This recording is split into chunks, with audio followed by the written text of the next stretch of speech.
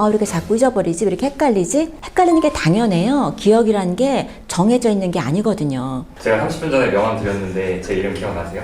기억 안 나죠? 네. 그러면 우리가 어떻게 하면 기억력을 더 잘 쓸 수 있을까요?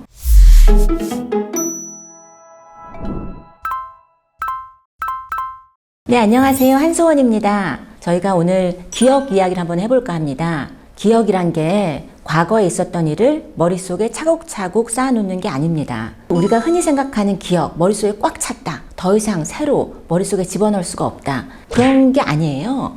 그럼 기억이 뭘까요? 우리 뇌에는 1000억 개? 많은 신경세포가 있습니다. 근데 그 신경세포들의 연결망, 이런 연결망의 흔적이 기억이라고 부를 수 있습니다. 그렇기 때문에 그 흔적을 다시 되살릴 수 있으면 기억이 잘 되는 거겠죠. 그런데 그 흔적이 한 가지로만 되는 게 아니거든요. 우리가 어디서 누굴 만났을 때 이제 이름을 들었어요. 그런데 그 이름을 바로 기억하기 쉽지 않죠. 그러면 그 이름을 말해보고 누구씨 이렇게 말을 해보고 그 사람과 대화를 해보고 그러면서 조금 더 이 사람에 관한 여러 가지 정보가 활성화될 수 있거든요. 그럴 때 나중에 다시 돌아오면 이 사람 이름도 더 잘 기억이 나는 거거든요. 이제 미국에서 제가 오랫동안 교수를 했는데 이런 적도 있었어요. 엘리베이터에서 어떤 학생을 하나 만났어요. 제 클래스에 있는 학생이구나 생각이 돼서 시험 준비 잘 되냐고 이렇게 물어본 적 있어요. 그랬더니 그 친구가 저를 되게 탁 쳐다보면서 자기가 제 과목에 2년 전에 들어있었다고 그렇게 얘기를 하는 거예요. 그래서 약간 민망해서 처음 뵙겠습니다 라는 인사도 좀 안 하려고 그래요. 처음 뵙지 않는데 제가 처음 뵙겠습니다 이런 소리 많이 하기 때문에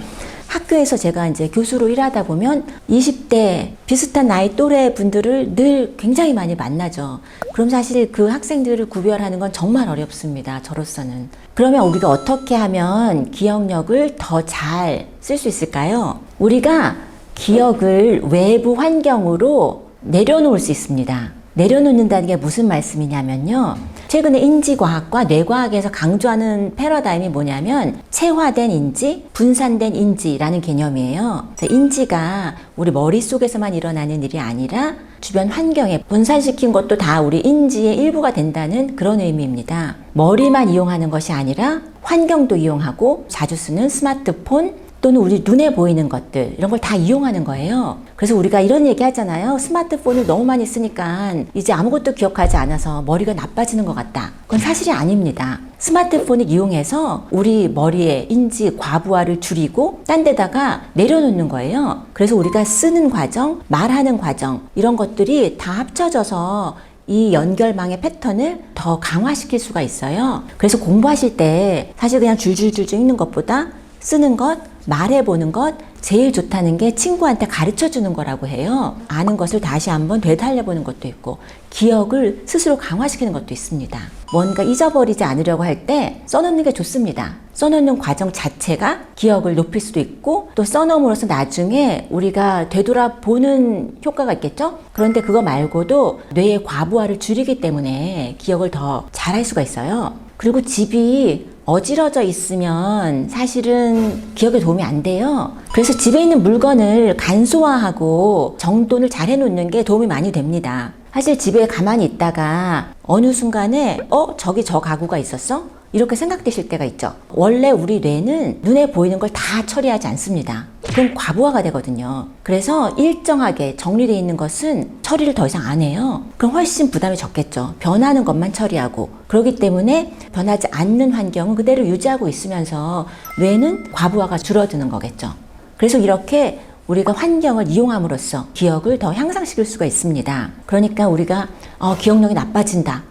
왜 이렇게 머리가 굳었지? 이렇게 생각하실 필요가 없고요. 그래서 기억이 우리가 생각하는 것과 좀 달라요. 그리고 또 한 가지는 기억이란 건 이렇게 연결망의 패턴이기 때문에 계속 변합니다. 기억은 변하는 게 당연한 거예요. 왜 이렇게 자꾸 잊어버리지? 왜 이렇게 헷갈리지? 이렇게 말씀하시는데 헷갈리는 게 당연해요. 기억이란 게 정해져 있는 게 아니거든요. 그래서 매번 다른 패턴이 생깁니다. 뇌에서. 기억 자체가 원래 정확하게 아는 거기 때문에 스트레스를 받으실 필요가 없어요. 원래 그런 것이다. 기억이란 것은.